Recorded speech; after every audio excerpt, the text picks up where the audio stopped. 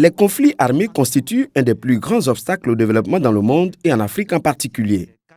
Selon un rapport de l'UNESCO en 2011, 28 millions d'enfants sont privés d'éducation en raison des conflits armés.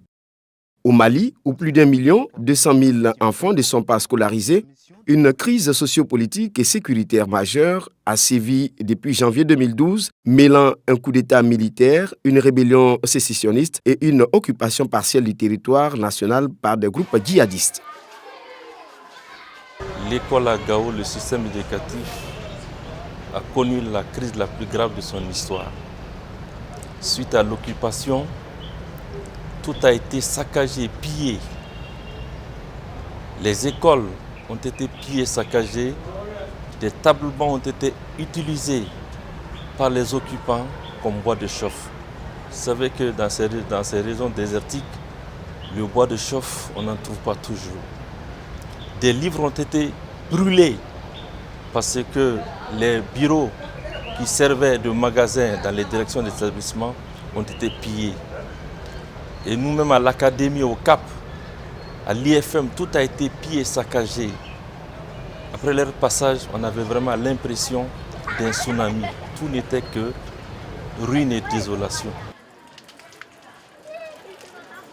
Progressivement, nous avons fait une campagne de sensibilisation pour le retour des enfants à l'école. Et ça consistait à faire des grandes activités de communication, de sensibilisation des populations, des élèves, des enseignants.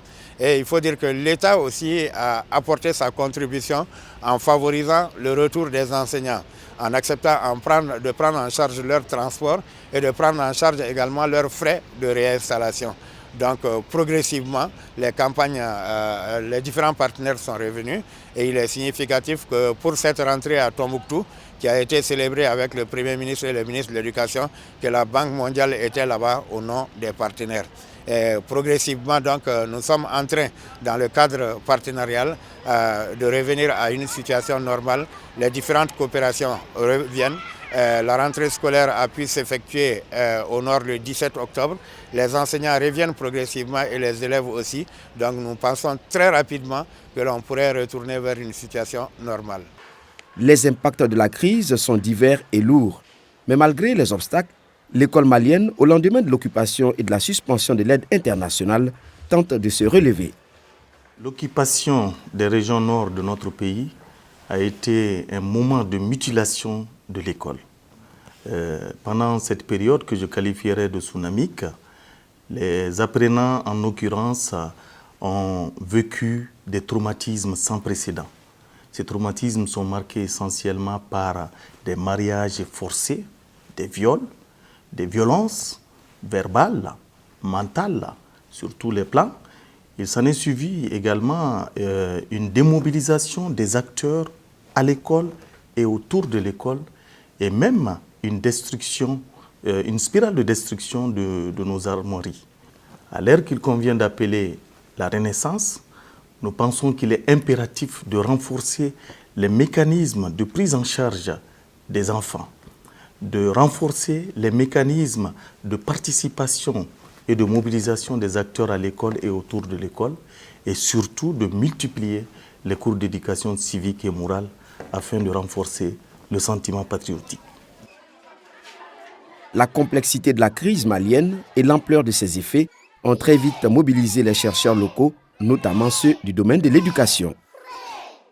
Les travaux de recherche que nous avons menés, notamment sous l'égide de l'Observatoire international des violences à l'école, nous ont permis de voir qu'il existe un paradoxe malien. Malgré la prévalence des violences à l'école, le climat scolaire restait apaisé, restait pacifié.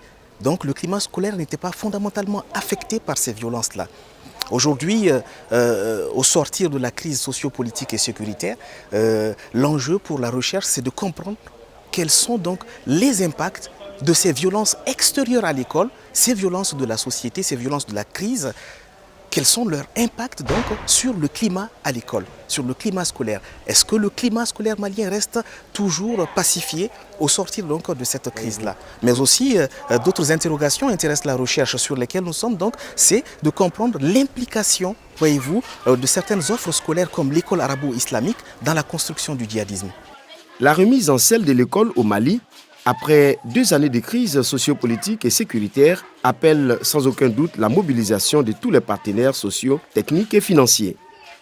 Franchement, quand je dois parler d'un retour à la normale, j'ai envie de saluer d'abord l'intervention des partenaires qui sont restés pendant toute la durée de la crise.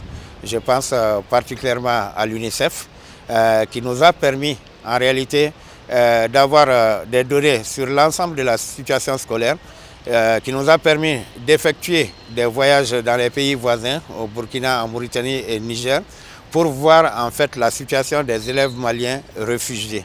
Et qui nous a donné également des équipements, qui nous a donné du matériel didactique pour prendre en charge tous les enfants qui s'étaient déplacés dans les zones du sud, à Mopti comme à Ségou.